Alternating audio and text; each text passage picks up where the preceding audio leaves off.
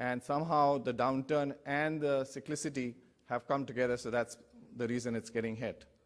But I'd like you to focus on two figures that by various studies, we had seen that we would achieve about 2 million passenger vehicles by 2010. We are very much on the way doing that. And by 2015, 3 million. And there's no reason, because we have just a penetration of 8 automobiles per 1,000. And the new Nano, which is the ultra low-cost car, the impact of that has yet not been taken into effect. That could be anywhere from another 500,000 to 1 million over the next 5 years. The OEs, like I said, are going ahead with the investments. Specifically, now you see the small car being exported to Europe. Last 3 months, because of the policies of the German government, we have seen a spurt in exports of the Hyundai and Maruti Suzuki in India for the small car. They're selling a 20% growth in the sales in Germany in the last couple of months. Has a lot of that space has been occupied by exports from India. The investments are on track. VW has a plant. BMW has a plant. VW has been more than aggressive to put the plant in India because they believe in the market. The investments by Toyota are very much in the correct timetable, and they would be producing a lot many vehicles than what they are doing today. Let me come to the auto component sector. The auto component sector has been growing at a CAGR rate of nearly 20% plus over the last 5 years. The last year was an anomaly. It's back on track on growth. The exports are a challenge.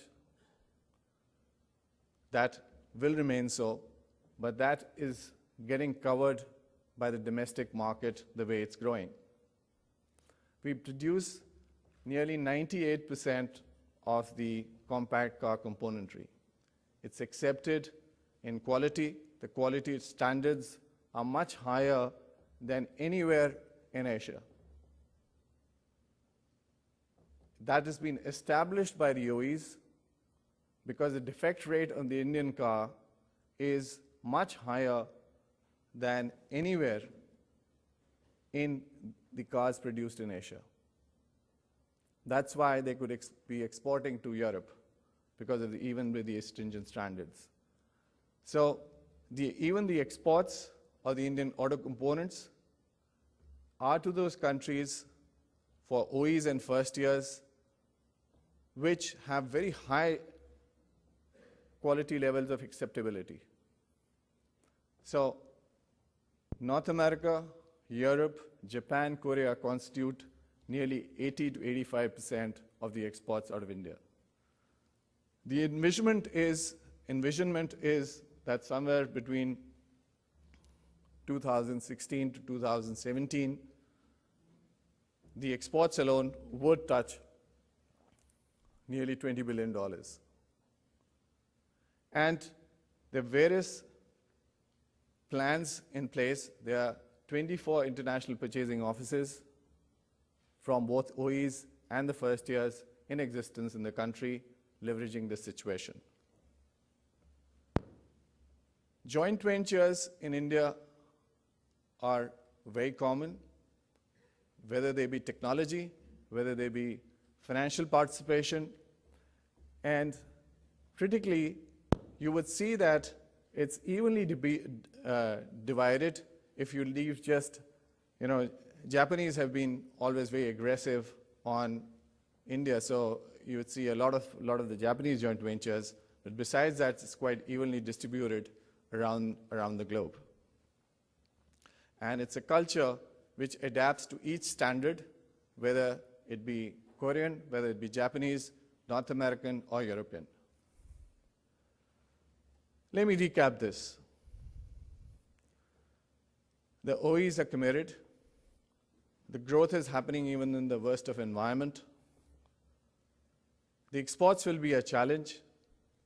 But then with a restructured industry, there is going to be pressure, and I do believe that without any job losses in the environment of developed environment, there is a possible synergy which is available to come together to bifurcate the value chain in such a way that it brings back value to the developed world and also add values to finally score and give the kind of demands that are there for costs for the automobile industry. Now, specifically, India has some very unique selling points, and let's talk about that. I don't think that India needs an introduction as far as IT or ITES is concerned. It has established itself. It's proven in the world that the Indian IT engineers working all around the globe have done an excellent job, and they'll continue to do so. To leverage this, many of the large OEs and the first years are taking this as an advantage.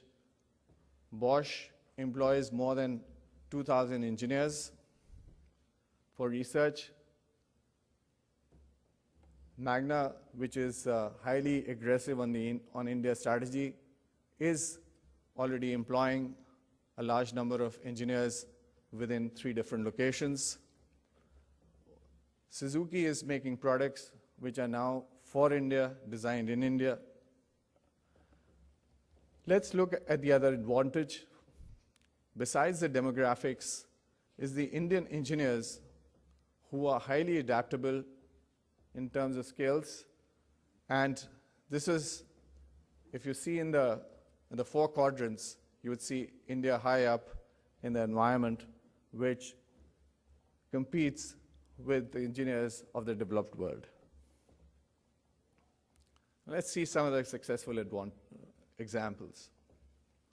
When the Mahindra Scorpio was developed from platform up, although it was a collaborative effort, basically also in a small way with Ford, but that created ripples way back in Detroit. To tell you that how the development cost can